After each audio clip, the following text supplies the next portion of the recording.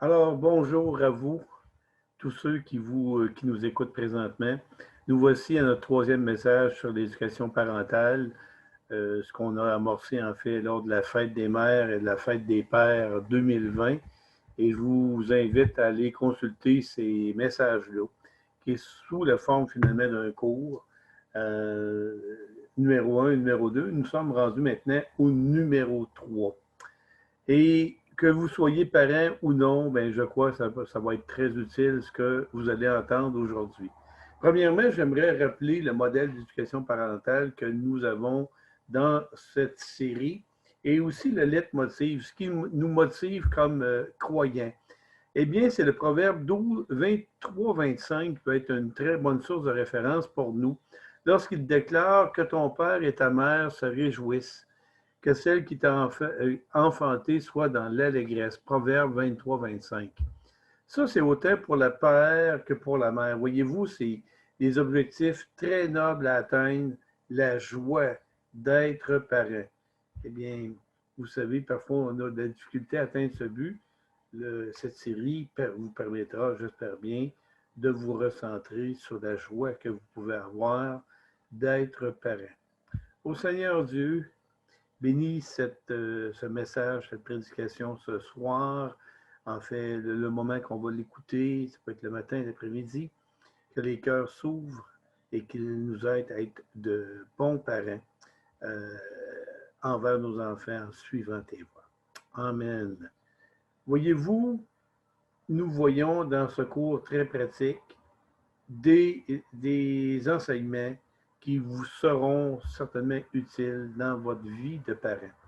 Donc, j'ai parlé que le leitmotiv, c'était la joie, mais il y a également une composante importante, c'est de savoir que l'éducation parentale, ce n'est pas monolithique dans une seule direction, mais ça a quatre L très importantes, qui est d'aimer, de ne pas irriter les enfants, de les enseigner et de les corriger.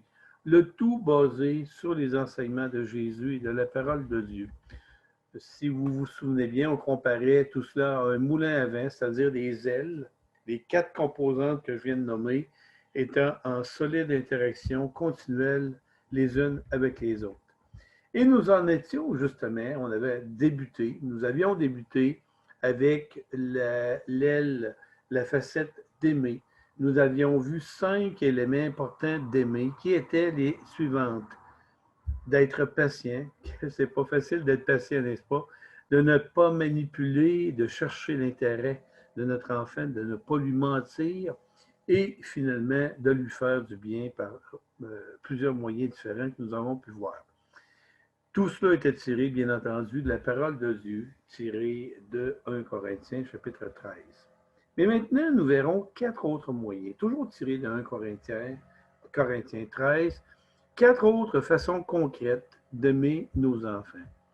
La première que j'aimerais aborder avec vous, c'est j'avoue mes torts à mes enfants. Vous savez, on a défini l'orgueil comme une opinion favorable et exagérée de soi-même.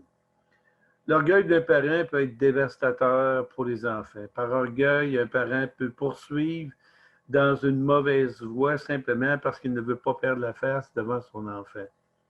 Ces occasions sont nombreuses comme parent. Comment dit, d'être très orgueilleux. Par exemple, maintenir une correction même si nous savons que nous avons tort de la donner. Un peu comme un arbitre qui a pris une mauvaise décision, mais qui tente de sauver la face. Au moment que, même que je vous dis cela, je regardais un petit peu un match de basketball. On est dans les semi-finales, je pense bien. Et clairement, l'arbitre a fait une grave erreur, mais par principe, il l'a maintenu.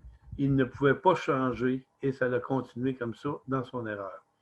Maintenant, on peut aussi, comme parent, ne pas changer d'avis malgré l'arrivée d'une nouvelle information. L'enfant nous arrive avec une nouvelle information, nous l'ignorons par orgueil. Mais finalement, on veut montrer à l'enfant qui est le plus fort. Pourtant, Dieu, qu'est-ce qu'il dit? Il dit l'orgueil, voici ce que je hais. Et nous retrouvons ça dans Proverbe 8-13. L'orgueil, voici ce que je hais, dit l'Éternel. Il dit aussi que l'orgueil excite les querelles. Nous voyons ça dans les Proverbes. Je ne crois pas que ce sont des traits que vous désirez dans votre foyer, n'est-ce pas? Un jour, je me rappelle, il y a quelques années, j'ai voulu faire la leçon à un de mes garçons dans l'auto. Il avait peut-être 12 à 13 ans. Il chahutait à l'arrière de l'auto et je lui ai dit d'arrêter. Il a recommencé. Je lui ai dit que je ne voulais pas lui entendre un mot de sa part. J'ai entendu un son à l'arrière. J'ai arrêté l'auto sur le côté de la route. J'ai débarqué et j'ai carrément engueulé mon fils devant tous les autres enfants traumatisés. Il s'est mis à pleurer. Pourtant, j'ai réalisé par la suite que ce n'est pas lui qui avait crié. Le plus vieux de mes fils a eu par la suite la brillante idée de me dire de me réconcilier avec son frère. Ça retombait bien car on était en route vers l'église. Assurément, les parents peuvent s'enfler de l'orgueil devant leurs enfants. Un parent n'est pas un despote qui possède le pouvoir de la vérité absolue. Assurément, vous vous tromperez dans vos décisions, vos jugements et vos attitudes. L'important ici n'est pas de ne pas se tromper, mais de savoir comment réagir lorsque nous allons nous tromper. Si vous croyez intimement que le fait d'être parent vous rend infaillible, vous n'admettrez aucune erreur devant votre enfant. Vous projetterez l'image d'une personne dure, sans pitié, ni pardon, sans aucune sensibilité. Quelqu'un qui s'obstine sans cesse, qui ne laisse pas l'enfant la chance d'avoir raison. Pourtant, vous vous trompez et vous commettez des erreurs. Une des vérités les plus profondes du Nouveau Testament est celle-ci. La force incroyable du pardon. Si vous êtes un chrétien authentique, vous avez goûté le pardon de Dieu de toutes vos fautes en mettant votre foi entière dans le sacrifice de Jésus-Christ sur la croix. Votre peine était forte, je vous le rappelle, vous méritiez la mort, ni plus ni moins. Souvenons-nous de cette parole. L'homme pardonné pour une énorme dette ne pardonne pas par la suite à son prochain qui lui devait une très petite somme. Ça, c'est en lien avec les enfants aussi. Hein. On a été beaucoup pardonnés par Dieu, puis après ça, on a de la misère à pardonner aux autres. Cette parabole est là pour nous enseigner l'importance d'accorder le pardon à notre tour aux personnes de notre entourage. Et c'est certainement valide pour nos enfants. Certains d'entre vous, probablement, doivent se dire dans le même en même, je me sens mal de devoir demander pardon à l'un de mes enfants. Ça va certainement diminuer mon autorité envers lui. Mais je peux vous assurer qu'il n'y a aucune place dans la Bible, aucune loi qui interdit à un parent de demander pardon à l'un de ses enfants. En fait, il me paraît même plutôt évident que c'est le comportement adéquat à avoir. Lorsque je regarde en arrière, parce que je commence maintenant, sans dire que ma vie de mes enfants, de parents, ma carrière de parent est terminée, et j'en ai pas mal avancé quand même, mais c'est pas encore fait. Mais je regarde que j'ai dû demander régulièrement pardon à mes enfants, le plus souvent parce que je m'étais mis en colère contre eux ou que j'avais parlé trop fort. Toujours, sans exception, mes enfants ont très bien réagi à cette approche. Et jamais je n'ai senti que mon autorité parentale était affectée. Je crois sincèrement qu'il en est ainsi, je le pense profondément, parce que Dieu a donné aux enfants une attraction très forte d'amour envers leurs parents. Le pardon rétablit la relation. Le pardon rétablit la relation. Et c'est ce que ces petits êtres désirent le plus, tout comme Dieu désire une relation vivante et aimante avec chacun de nous. Passons maintenant au deuxième point. Je contrôle ma colère. Cette série sur l'éducation parentale comporte une grande section sur ne pas irriter son enfant. C'est même l'un des 4 piliers de l'éducation parentale. Mais ici, l'accent est mis sur notre propre irritation. Très peu d'enfants, vous savez, mes chers très chers parents qui sont là, très peu d'enfants vous diront qu'ils aiment entendre leurs parents se crier après ou leur crier après. Très peu aiment voir leurs parents être en grosse colère contre eux. Les plus petits se bouchent les oreilles ou se mettent à pleurer. D'autres fuient dans leur chambre. Les plus grands sont consternés et prient que tout ça cesse. On ne se trompe pas. Dire à nos enfants que nous les aimons et puis leur crier après ne convainc aucun petit cœur.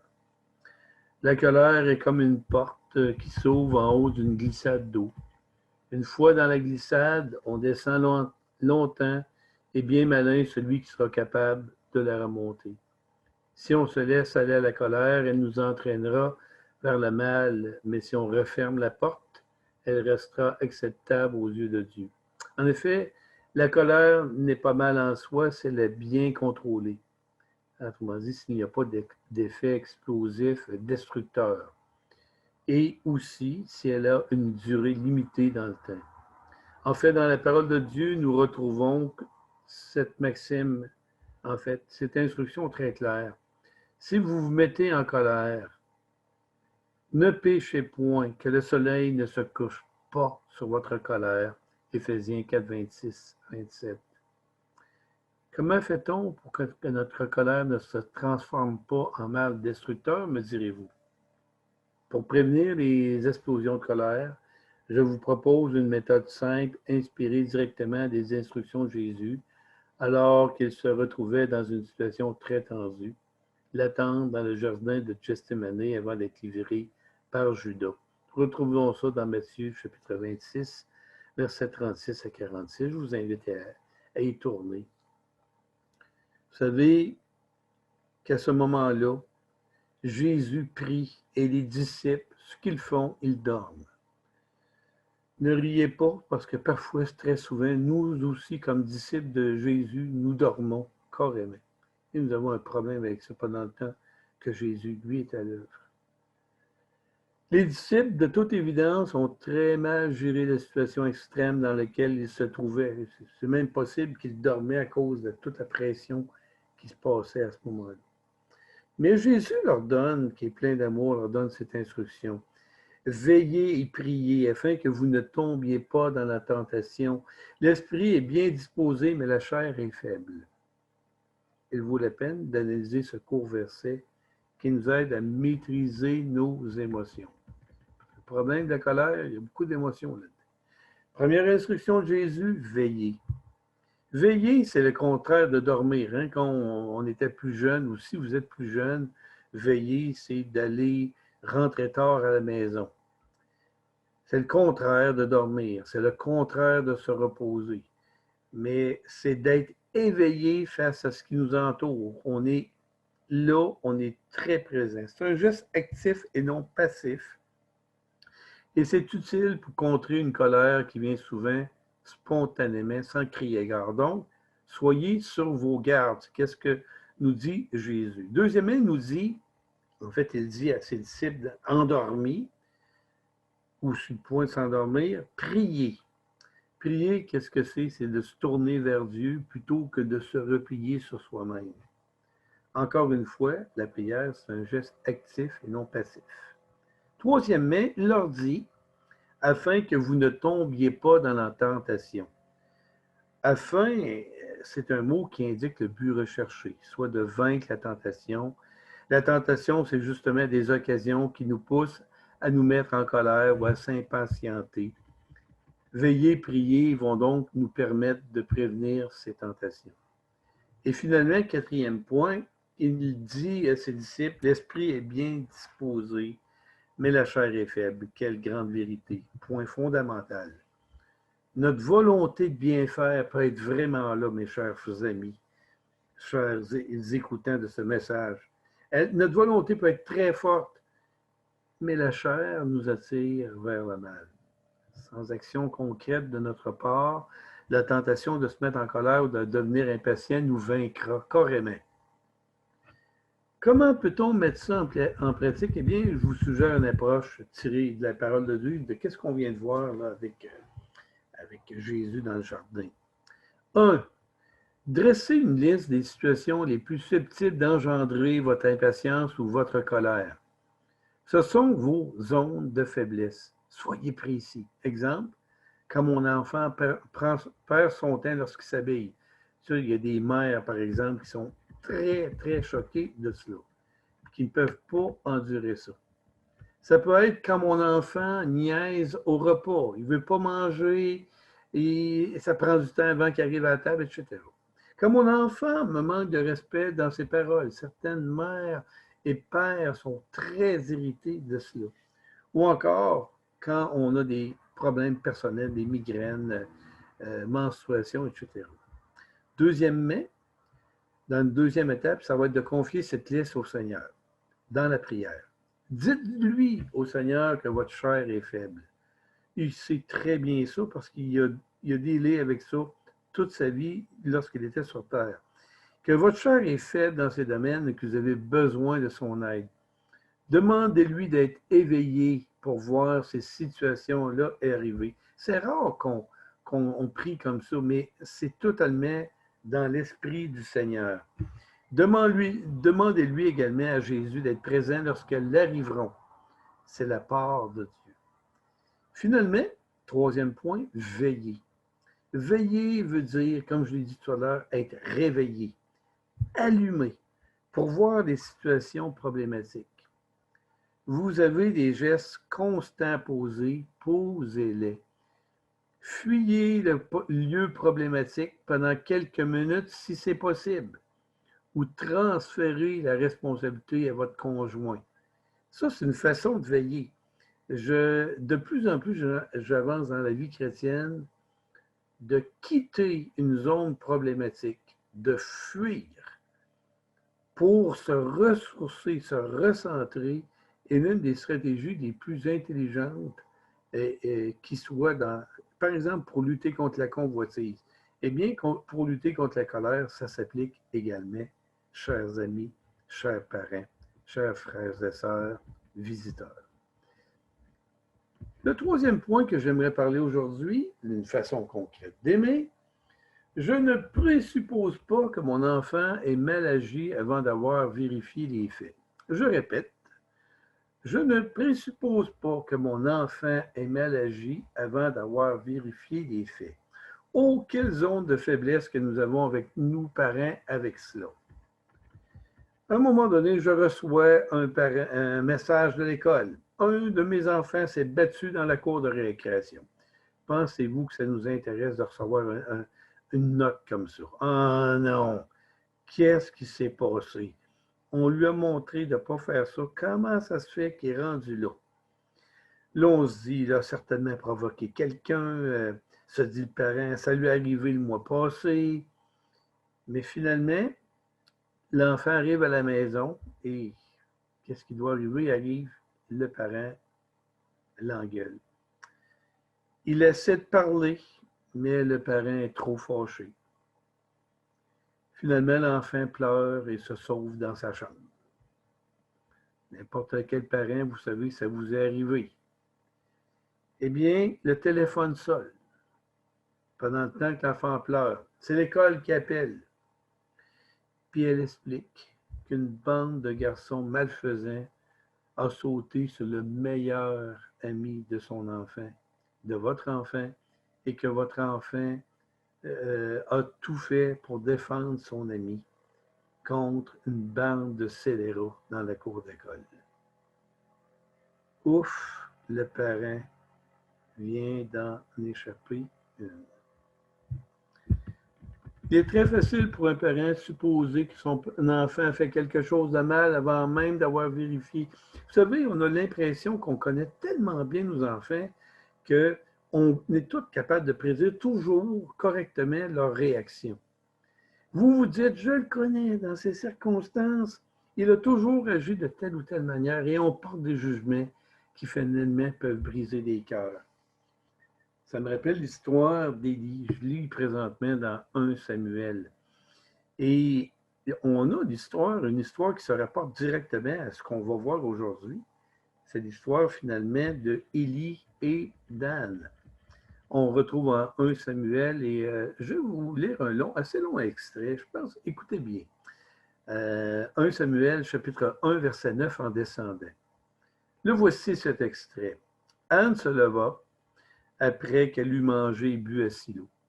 Le sacrificateur Élie était assis sur un siège près de l'un des poteaux du temple de l'Éternel. Donc, le sacrificateur Élie, vous comprenez, occupe une position très importante. Et Anne est stérile, elle n'a pas d'enfant, elle se mortifie par rapport à ça, surtout que sa compétitrice Pélina lui en veut et la nargue clairement, attaque cette zone de faiblesse. Donc, clairement, Anne n'est pas la femme la plus heureuse sur la terre présentement. Verset 10 continue de cette manière-ci. Et l'amertume dans l'âme, elle pria l'Éternel et versa des pleurs. Elle fit un vœu en disant, l'Éternel des armées, si tu daignes regarder l'affliction de ta servante, si tu te souviens de moi et tu n'oublies pas point ta servante, et si tu donnes à ta servante un enfant mâle, je le consacrerai à l'Éternel pour tous les jours de sa vie. Le rasoir ne passera point sur sa tête. Comme elle restait longtemps en prière devant l'Éternel, Élie, on sait que c'était le sacrificateur, observa sa bouche. Anne parlait dans son cœur et ne faisait que remuer les lèvres, mais on n'entendait point sa voix. Élie pensa qu'elle était ivre. Il lui dit, « Jusqu'à quand seras-tu dans l'ivresse? Fais passer ton vin. » Hey, on peut voir que c'est assez direct. Hein? T'es saoul, puis t'es là devant moi, puis dessoule-toi. Mais Anne répondit, non, mon Seigneur, je suis une femme qui souffre en son cœur, je n'ai bu ni vin ni boisson enivrante, mais je répandais mon âme devant l'Éternel. Ne prends pas ta servante pour une femme pervertie, car c'est l'excès de ma douleur et de mon chagrin qui m'a fait parler jusqu'à présent. Élie reprend la parole et dit, va en paix, et que le Dieu d'Israël exauce la prière que tu as adressée. Élie, qui avait pourtant une place spirituelle clé dans le royaume d'Israël, a soupçonné le mal chez une femme qui priait, une femme qui voulait consacrer son enfant au Seigneur. Elle était déjà dans une grande tristesse et le fait pour Élie de l'accuser a poussé encore plus Anne à amplifier cette tristesse. Comment réagir lorsqu'on a soupçonné le mal? Élie en donne, je pense bien, un bon exemple. Il lui dit simplement, va en paix. Autrement dit, oublie ce que je viens de te dire. J'ai troublé ton cœur, maintenant, va en paix. Et ne te trouble plus à cause de ce que je t'ai dit, à cause de mes paroles soupçonneuses. Vous savez, un parent peut faire la même chose également. C'est une supposition qui peut faire très mal au cœur de nos enfants. Il peut venir à se convaincre qu'il est un être méchant, alors qu'il n'est qu'en fait qu'un enfant qui fait des bêtises. L'amour ne soupçonne point le mal, dit la parole de Dieu, mais cela ne veut pas dire que l'enfant n'a pas fait le mal. Posez des questions. Vérifier avant d'agir, dans le feu d'action. On a oublié tellement de faire ça. De vérifier, poser des questions avant de porter le jugement. Laissez votre émotion, vos émotions et vos présuppositions de côté. Laissez une chance à votre enfant en usant d'une dose de grâce. Maintenant, en fait, il y avait 4 points que je voulais vous parler.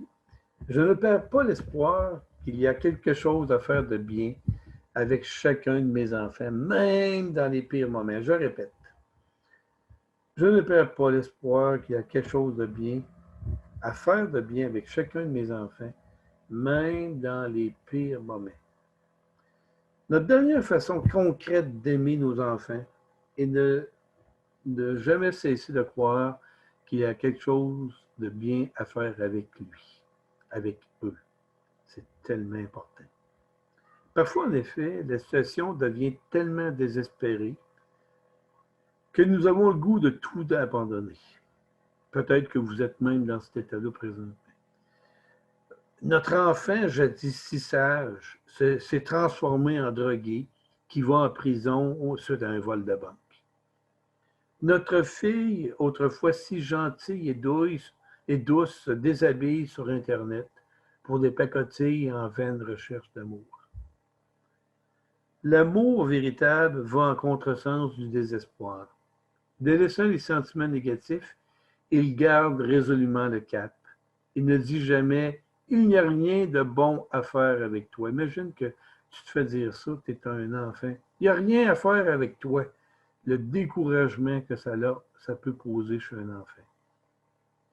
En situation de désespoir, je suis certain qu'il y a des parents qui sont désespérés présentement en regardant ce message, peut-être même que c'est la foire dans la maison présentement.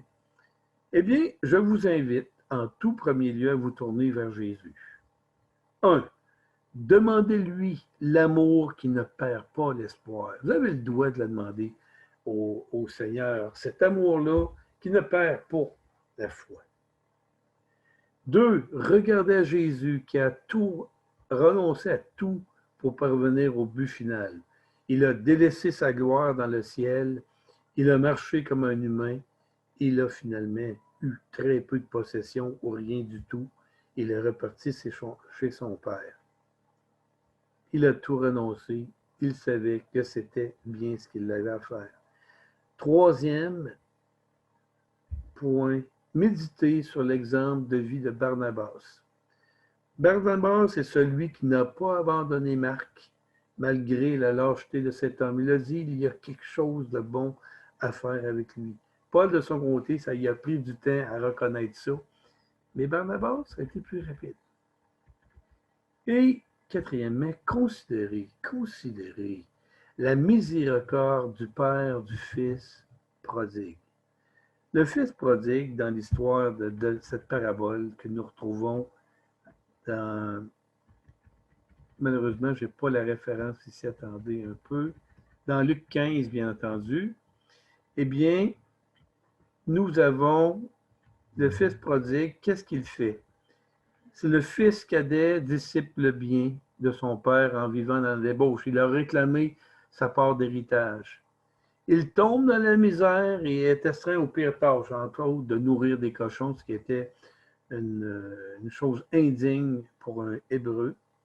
Il décide de retourner repentant chez son père et c'est la joie et l'accueil du père car il a retrouvé son fils qui était, le texte dit, mort et qui est revenu à la vie. Et finalement, 5e, souvenez-vous de cette parole. Enseigne l'enfant selon les voies qu'il doit suivre, et quand il sera vieux, il ne s'en détournera pas. On retrouve ça dans Proverbe 2,6.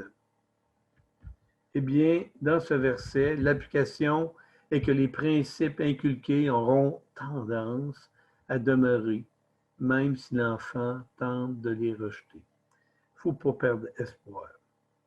Observation d'un papa heureux, je pense que j'en suis un. L'amour est la meilleure marque du chrétien, car c'est la marque de leur maître, Jésus. Aimez vos enfants à la manière de Christ et vous aurez les résultats de Jésus également.